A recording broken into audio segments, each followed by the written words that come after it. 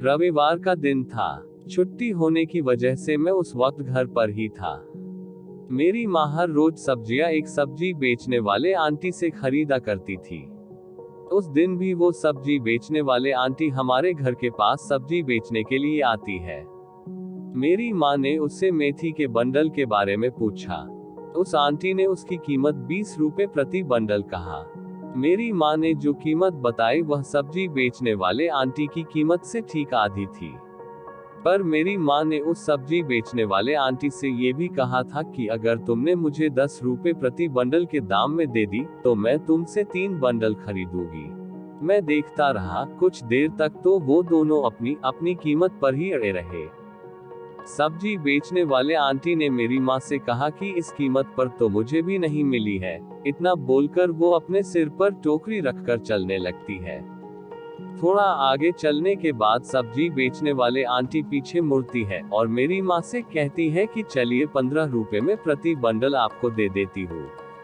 मेरी माँ तभी भी नहीं मानती है और वो अपना सिर हिलाकर उनसे कहती है कि नहीं, 10 रुपए प्रति बंडल देना है तो दो, वरना मुझे नहीं लेनी। सब्जी वाली चली जाती है। वो दोनों एक दूसरे को अच्छे से जानते थे। सब्जी वाली आंटी थोड़ा आगे जाकर फिर से पीछे मुड़ती है और हमारे घर तक वापस आती है। मेरी माँ भी दरवाजे पर उनका ही इंतजार कर रही थी। आखिर में सौदा मेरी माँ की बताई हुई कीमत पर ही होता है। मेरी माँ मेथी के प्रत्येक बंडल को अच्छे से देखकर उसमें से अच्छे 3 बंडल निकालकर अंत में उसे पैसे देते हैं। सब्जी वाली आंटी ने बिना गिने ही पैसे ले लिए। जैसे ही वो नीचे से उठती है कि उन्हें चक्कर आते हैं और वो थोड़ा लड़खड़ाने लगती है। मेरी माँ ने उससे पूछा कि क्या तुमने सुबह से खाना नहीं खाया?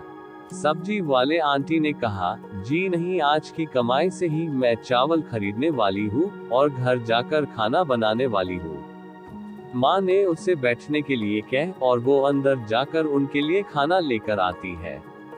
माँ ने उस सब्जी वाले आंटी को अच्छे से खाना खिलाया और अंत में उसे पानी पिलाकर भेजा।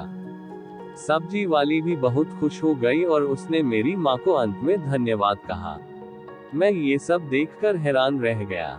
मैंने उनके जाते ही मेरी माँ से पूछा कि आप 5 रुपए के लिए इतना मोल भाव कर रहे थे और महंगा भोजन उन्हें इतनी आसानी से दे दिया। तभी मेरी माँ ने मुझे कहा कि बेटा, व्यापार में कभी कोई दया नहीं होती है, क्योंकि दया से कोई व्यापार होता ही नहीं है।